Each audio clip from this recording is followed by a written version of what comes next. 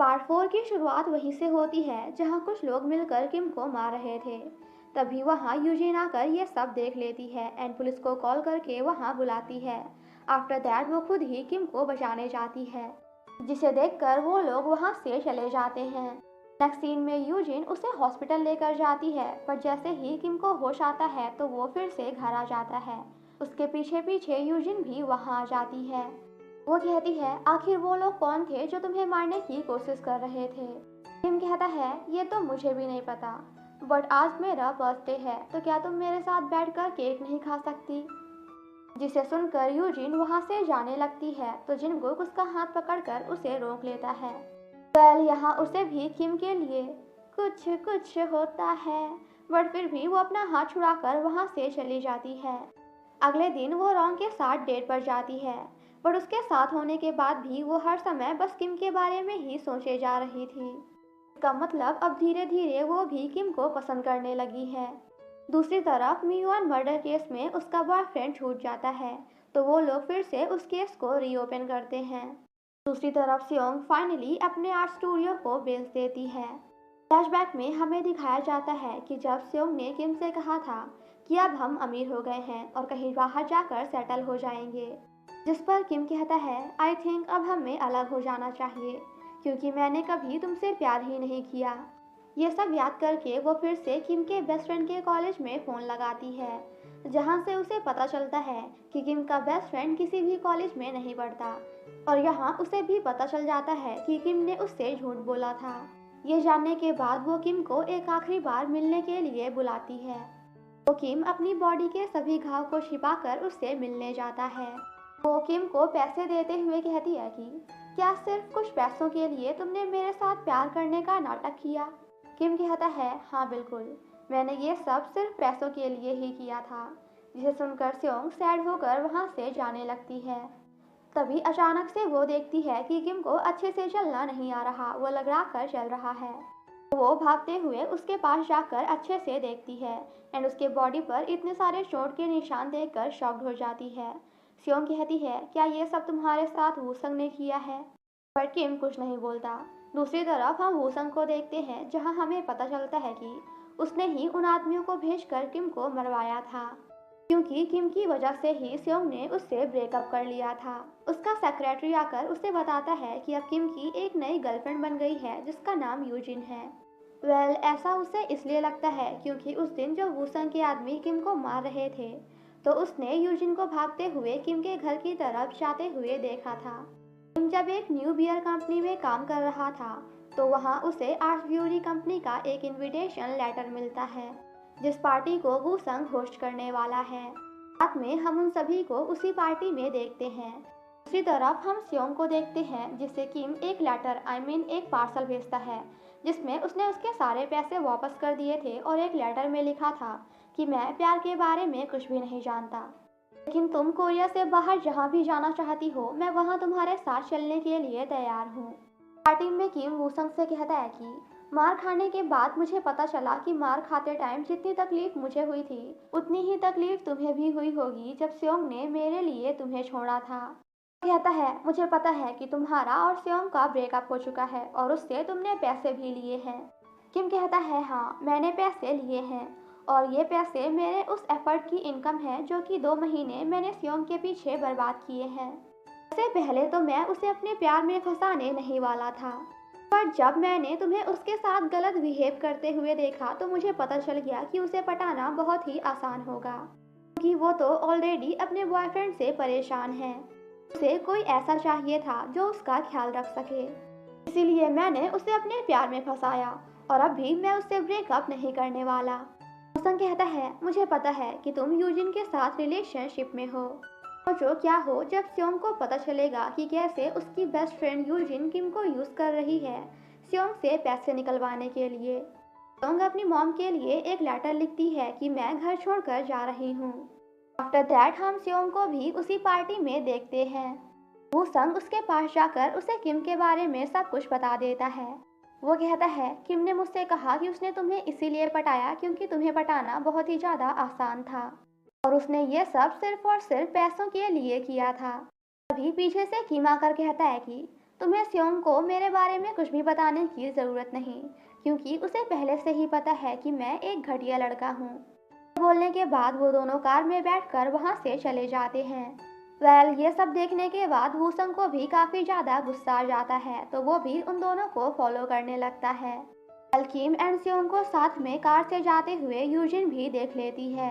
वूसंग से पीछा छुड़ाने के लिए स्योंग काफ़ी हाई स्पीड में कार चलाती है।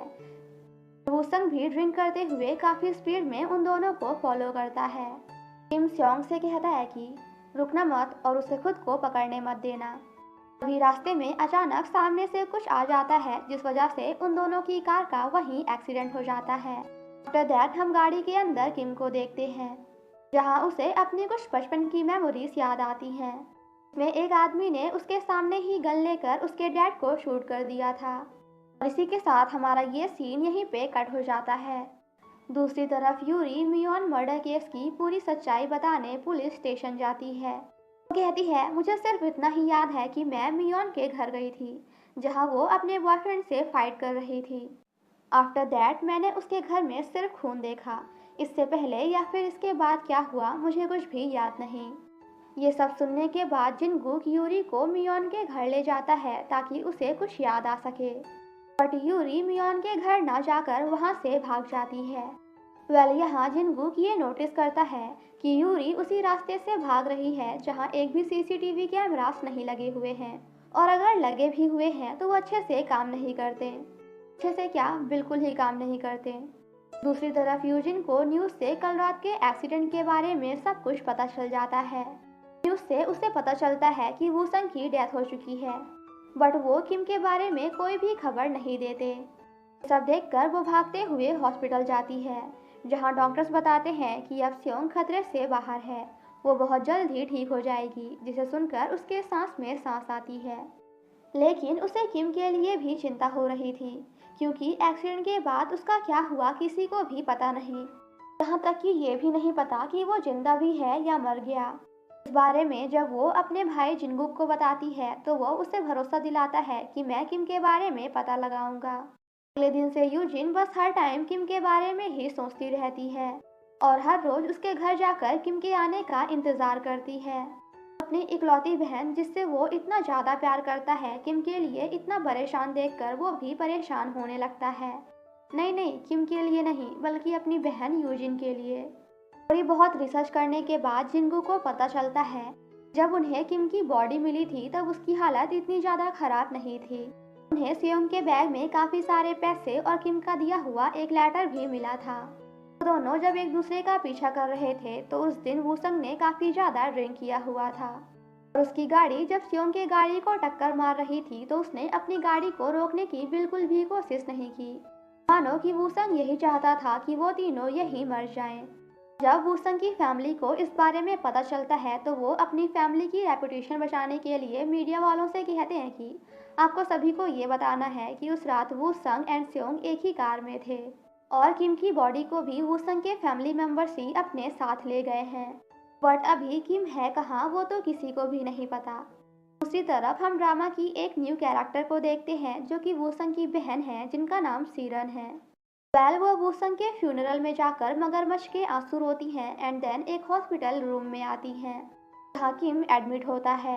यहाँ हमें ये भी पता चलता है कि अब वूसंग का सेक्रेटरी सेरन के लिए काम करने लगा है।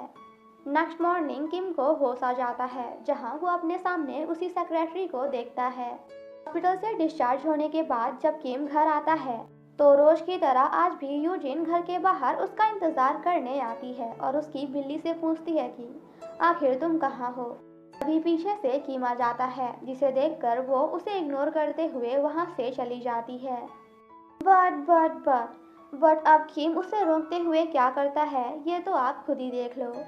नेक्स्ट सीन में हम उसे घर में देखते हैं, जहां वो अपने भाई को बता देती है कि किम वापस आ चुका है। फ्लैशबैक में हम छोटे किम को देखते हैं। ये वही बच्चा है जिसका मिसिंग पोस्टर जिनगू के पास था। उसका हाथ जल गया था तो हॉस्पिटल में उसका ट्रीटमेंट चल रहा था, जिसे दूर से जिनगुक भी देख रहा था। प्रेजेंट में हम यूजिन को देखते हैं, जो कि काफ़ी ज़्यादा सैड होती है क्योंकि उसे पता चलता है कि अब स्योंग भी मर चुकी है। का सेक्रेटरी उसे बता रहा था कि किम उस एग्रीमेंट को बिना पढ़े ही उसमें साइन करके सभी पैसे लेकर वहां से चला गया। तो आई थिंक कि उसमें यही लिखा रहा होगा कि उसने सियोंग को डेट किया था। इस बारे में वो किसी को भी नहीं बताएगा, और ना ही ये कि एक्सीडेंट के टाइम वो और सियोंग एक ही कार में थे। जिनगुक किम से मिलने जाता है और कहता है कि वूसंग ने तुम्हें मारने के लिए गुंडे भिजवाए थे, तो क्या इसी बात का बदला लेने के लिए तुमने सियोंग से ब्रेकअप नहीं किया? और क्या तुम उस दिन इसीलिए सियोंग के साथ थे ताकि वूसंग को जलन हो? अगर तुम्हें पहले से पता होता कि उस रात ये सब होने वाला है जिस वजह से 2 लोगों की जान चली जाएगी, तो क्या तब भी तुम यही करते? किम कहता है हाँ, अगर मुझे पहले से भी पता होता कि ये सब होने वाला है तब भी मैं यही करता। इसे सुनकर जिनगुक को काफी गुस्सा आ जाता है। वो घर जाकर अपनी बहन से कहता है कि आज के बाद तुम उस लड़के किम से नहीं मिलोगी, क्योंकि उसने तुम्हारी बेस्ट फ्रेंड एंड उसके बॉयफ्रेंड को मार डाला। वो कहती है आखिर आप कहना क्या चाहते हैं? जिनगुक उसे बता देता है कि उसने कहा कि अगर उसे पहले से भी पता होता कि ये सब होने वाला है तब भी वो यही करता। इसे सुनकर यूजिन भी शॉक्ड हो जाती है। दूसरी तरफ रॉन्ग जब मियोन के घर के आसपास की सीसीटीवी फुटेजेस देख रहा था तो उसे भी उसमें किम दिखाई देता है। इसे देखकर उसे ऐसा लगता है कि शायद किम ने ही मियोन को मारा था। जिनगुक जब यूरी से मिलने जाता है तो यूरी कहती है मुझे कुछ भी याद नहीं, सिर्फ इतना ही याद है कि जब मुझे होश आया तो मैंने अपने सामने सिर्फ खून ही खून देखा था। जिनगुक कहता है किम को पहले से ही पता था कि मियोन के घर के आसपास के सभी सीसीटीवी कैमरास बंद हैं, जमीन खराब है, और इस बारे में उसी ने तुम्हें बताया था। दैट्स वाई उस दिन जब तुम भाग रही थी तो उसी रास्ते से गई थी जहाँ के सभी कैमरास खराब थे, और किम ने ही तुम्हें मियोन के घर के लॉक का पासवर्ड बताया था, राइट? यूरी कहती है मियोन को ना तो मैंने मारा है और ना ही किम ने। जिनगुक उसे समझाते हुए कहता है कि मैंने भी पहले किसी को मारा था, आफ्टर दैट मैंने अपनी लाइफ की एक नई शुरुआत की। तुम भी अपनी जिंदगी की एक नई शुरुआत कर सकती हो, लेकिन उसके लिए तुम्हें सबसे पहले अपने सभी गुनाहों को कबूल करना होगा। अब यूजिन के छोटे छोटे भाइयों के बड़े भैया जिनगुक ने किसे मारा है ये तो हमें आगे ही पता चलेगा। रात में यूजिन किम के पास जाकर कहती है कि क्या सच में तुम्हारे लिए ये सब एक मजाक है? अगर तुम्हें पहले से पता होता कि ये सब होने वाला है तो क्या तब भी तुम यही करते?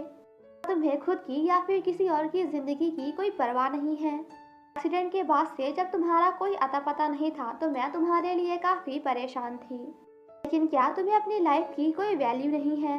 तुम जीना नहीं चाहते?